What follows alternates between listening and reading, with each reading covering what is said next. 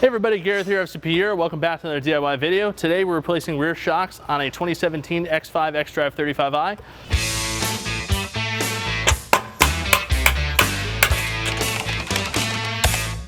So we have here in front of us are the shocks that we need to install on the rear of this 2017 X5 xDrive 35i.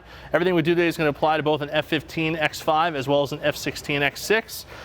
Included this, we're going to be replacing the rear bump stops and the rear shock mounts at the same time. You should be doing them all at the same time. If you watched our video on how to replace the front struts, this is a much less complicated procedure, less removal to do, so it should be pretty straightforward. With that said, let's go ahead and talk about some of the tools you're going to need to do this job, and then we'll go ahead and get right into it. All right, so the tools needed for installing rear shocks on an F15 X5 or F16 X6, well, it's really not that much. All you need is a 16mm socket for the shock mount nuts inside the car. Preferably a mid-length socket. A deep is going to be kind of a problem, and a shallow is not going to clear the studs. So a mid-length socket is going to be your friend on that one. A 21mm socket for the mounting bolt at the swing arm. These little expanding rivet pliers. That'll help you remove the plastic rivets to get the trunk trim back. And a flathead screwdriver for prying off the brake hose. And then also these pass-through sockets when you go to assemble the new shock absorber assembly. These are going to be super helpful in torquing and tightening that nut properly. Don't use impact guns on a new shock absorber. But this is really all you need. It's super simple to do rear shocks on these cars. And we'll go ahead and get right into it, see what you need to do to get it done. All right, we got 3 expanding rivets. Of course, we're starting here in the trunk. The rear shock mounts are actually just behind the basically this spare cargo area underneath the main cargo area. So you fold the thing open, pull these pop rivets out, which they should come out pretty easily, especially with these pliers. And then all you have to do is just fold this back and the rear shock mount is right there. So I'm gonna remove that bolt, and I'm also gonna remove this retaining bracket for the brake hoses. All right, we'll pull the brake hose free now that the clip is out of the way. Next up, we're gonna pull the lower shock mount bolt out.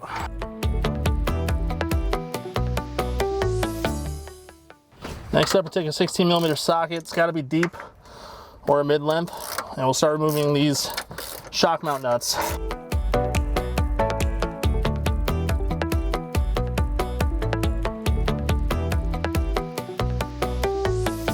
So you see the shock has dropped down. And it'll go recover from under the car. So rear shock absorbers are side specific. Since we're working on the right side, we have the right shock absorber here. And of course you can compare them side by side to make sure that the tab for the brake hose is in the correct position. After that, we're going to take our shock mount, push the new bump stop onto it, and then slide the shock mount with the bump stop down over like so. Take the new nut, which is a 19mm, and a 6mm counter hold. And we'll go ahead and tighten this nut down. Total torque spec on this is going to be 34 Nm. The good news is, even if you tighten this and it's out of position, the piston shaft will spin, so you can go ahead and reorient the shock mount before you put it in the car. This is not as totally different situation on the front suspension, but for the rear, it's not a problem.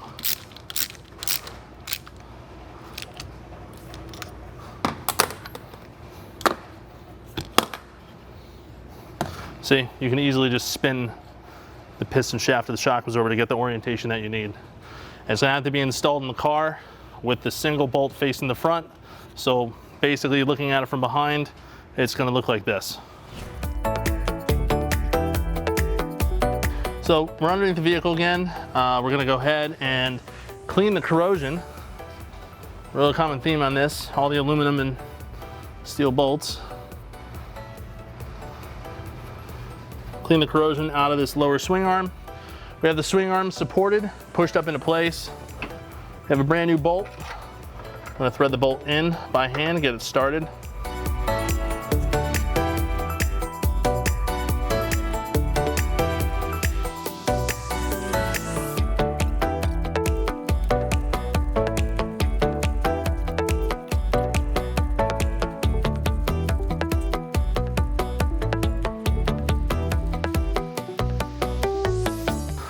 Torque spec on this bolt is 165 Nm. I have the suspension loaded so we don't put a bind on this bushing.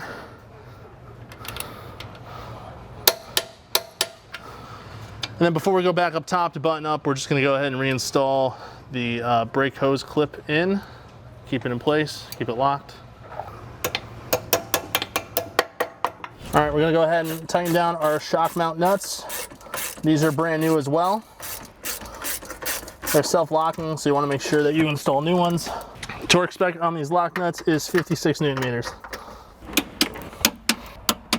And then now that we've put the shock in and torqued everything, we'll just go ahead and put our cargo tray or cargo liner back in with the 3 pop rivets. And then we're done. Outside of having to do the other side, but the other side is the exact same in terms of steps. All right, so that's how you go about replacing rear shocks on a F15 X5 or F16 X6. In this one, we didn't replace the coil springs. There was no need to. Just replacing the shocks on their own. Very, very simple. Once you know where the shock mounts are located, all you really do is remove the 3 nuts, remove the 1 bolt, drop the shock out, assemble the new shock, put it in, and it's a very easy process. You technically don't even need to put the car in the air to do it, which makes it really nice. This is something you can do at home with basic hand tools. Definitely the easiest job outside of maybe changing air filters on the vehicle that you will do on this vehicle. It's honestly the simplest install. As you can see, we're able to do it pretty quickly, so I hope you learned a lot. If you have any questions or comments, leave them in the comment box below. Hit that like button if you liked the video, and also subscribe. We have a lot more videos on the way. And as always, we'll see you for the next one. Thanks for watching.